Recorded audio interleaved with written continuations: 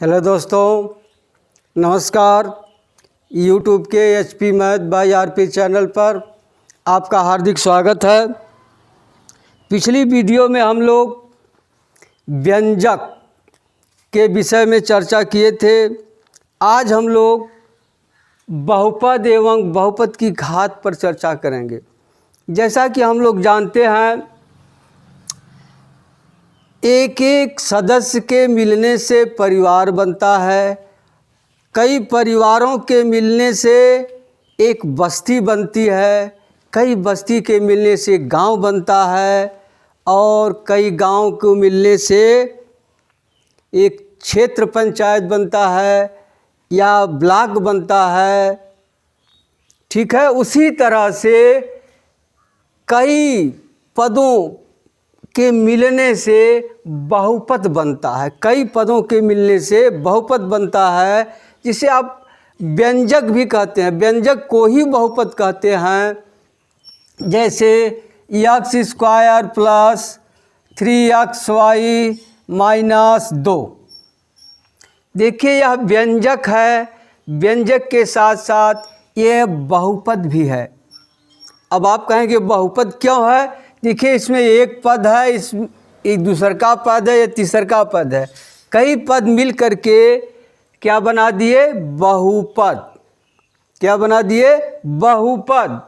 अब आइए देखते हैं, यह पहला पद है, यह दूसरा पद है, यह तीसरा पद है।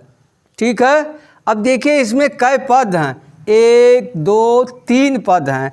एक दूसरा उदाहरण लीजिए, x ऋण 2z। x ऋण 2z, इसमें कितने पद हैं? 2 पद हैं।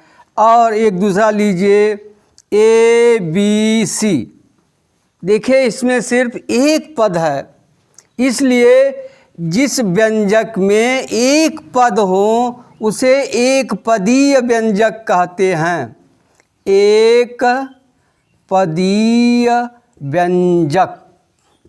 जिस बहुपद में या जिस व्यंजक में, देखिए व्यंजक का मतलब यहाँ बीजी व्यंजक से है। बीजी शब्द नहीं कहा जा रहा है, फिर भी आप बीजी व्यंजक समझिए। तो जिस व्यंजक में एक पद हो उसे एक पदी व्यंजक कहते हैं। और देखिए, यहाँ 2 पद हैं, तो जिस व्यंजक में 2 पद हो उसे द्विपदी व्यंजक कहते हैं। क्या कहते हैं? द्विपदीय व्यंजक। अब देखिए, ऊपर वाले में इसमें 3 पद है, 1 2 3। जिस व्यंजक में 3 पद हो उसे त्रिपदीय व्यंजक कहते हैं। त्रिपदीय व्यंजक। अब आप ध्यान रखिए, इसी तरह से बढ़ते जाइए। जिस व्यंजक में 4 पद हो उसे चतुष्पदी व्यंजक। जिस व्यंजक में 5 पद हो पंचपदी व्यंजक। इसी तरह बढ़ता जाता है। ठीक है, लेकिन ध्यान दीजिए, हम लोग हिंदी में पढ़े हैं एक वचन बहुवचन। संस्कृत में पढ़े हैं एक वचन, 2 वचन, बहुवचन। तो देखिए, जब एक से ज़्यादा बहुपद हो गया या जिस व्यंजन में एक से ज़्यादा पद हो गया, उसी को क्या कहते हैं? बहुपद। ऐसा व्यंजक जिसमें 2 या 2 से अधिक पद हो उसे कहते हैं बहुपद। याद हो गया होगा? ऐसा व्यंजक जिसमें 2 या 2 से अधिक पद हो उसे कहते हैं बहुपद। अब आइए देखते हैं बहुपद की घात। बहुपद की घात, ये सवाल है x² प्लस 11x माइनस 5। अब देखिए, इसमें 3 पद हैं। अब देखिए, पहला पद है x घाते 2। ठीक है। अब इसकी घात क्या है? घात देखिए, 2 है ना, इसका घात क्या है? 2 है। अब दूसरा पद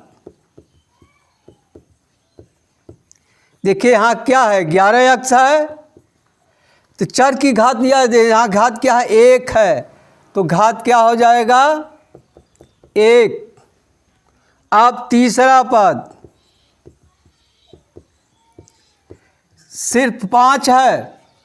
आप जानते होंगे यक्ष घातीय अगर 0 लिख दें तो इसका मान 1 होता है, इसलिए यहाँ आप यक्ष घातीय 0 लिख सकते हैं। इसका घात क्या होगा, 0। ठीक है, समझ में आ गया होगा। अब दूसरा उदाहरण देखिए,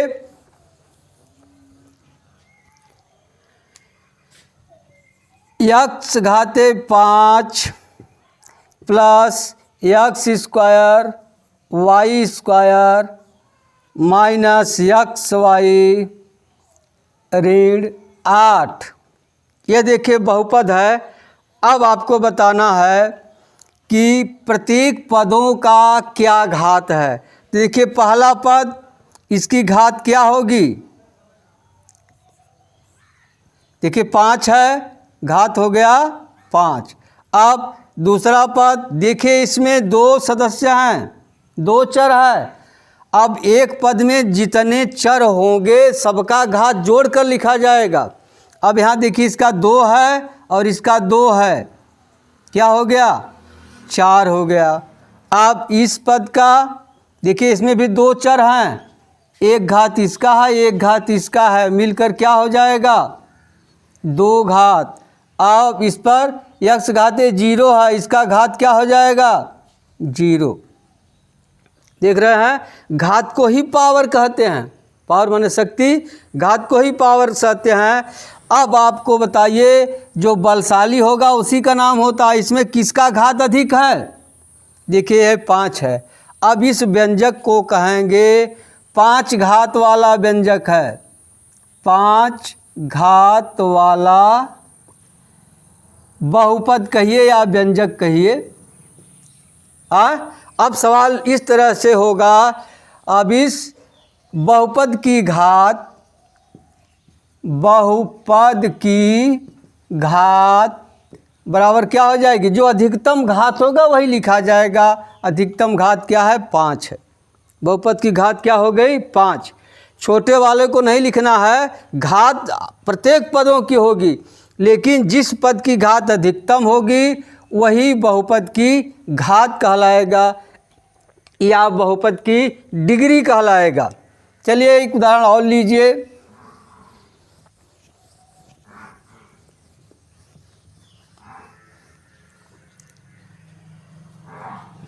x square y square minus y z minus 3x cube y cube minus 12।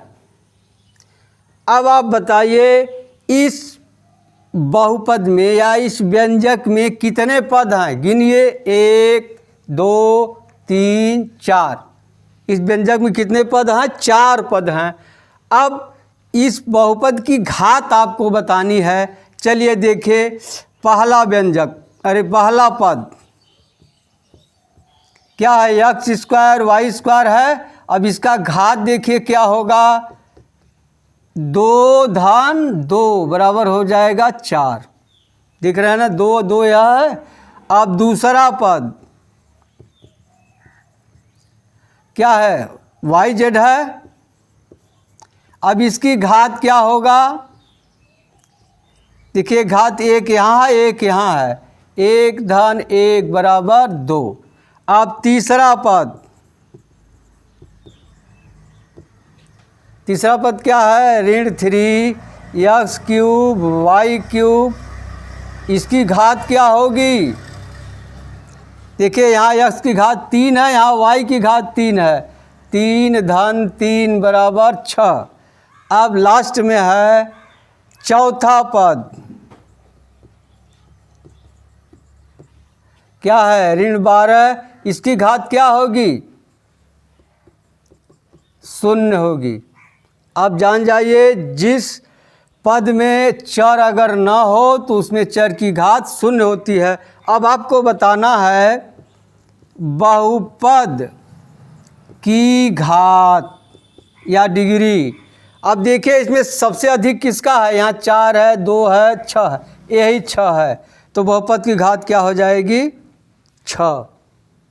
ठीक है।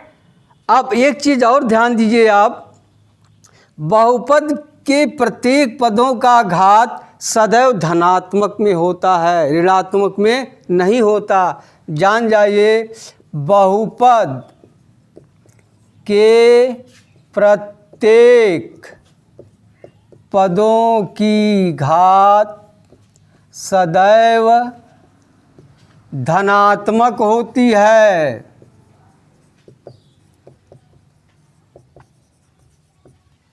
ठीक है। अब आप समझ गए होंगे, कुछ अभ्यास दिए जा रहे हैं। हाँ देखिए, 4 प्रश्न हैं। पहला प्रश्न है, निम्न व्यंजकों में पदों की संख्या बताइए। देखिए 13x है, दूसरा है x + y, तीसरा है x² - bx + c, चौथा है 3x - 5z, और दूसरा है निम्न व्यंजकों या बहुपदों की घात डिग्री और उनके पदों की घात भी बताइए। देखिए, इस व्यंजक या कितने घात का भी बताना है और प्रत्येक पदों की भी घात बतानी है। तीसरा है, निम्न में एक पदी, द्विपदी एवं त्रिपदी व्यंजक बताना है। इसमें यह देखकर बताइए आप इसमें कितने पद हैं, एक पदी है, द्विपदी है, त्रिपदी है, उसी तरह से इन सबको देखकर लिखना है। चौथा है, x² y - 7xy + 10 पदों की संख्या की दृष्टि से कैसा व्यंजक है, एक पदी है, द्विपदी है, त्रिपदी है, कैसा है लिखना है। ठीक है, आपको समझ में आ गया होगा। अगर आपको वीडियो अच्छा लगा हो तो लाइक करिएगा, अच्छा न लगा हो तो डिसलाइक करिएगा और सब्सक्राइब करना न भूलिएगा। ठीक है, मिलते हैं अगली वीडियो में, तब तक के लिए धन्यवाद। जय हिंद।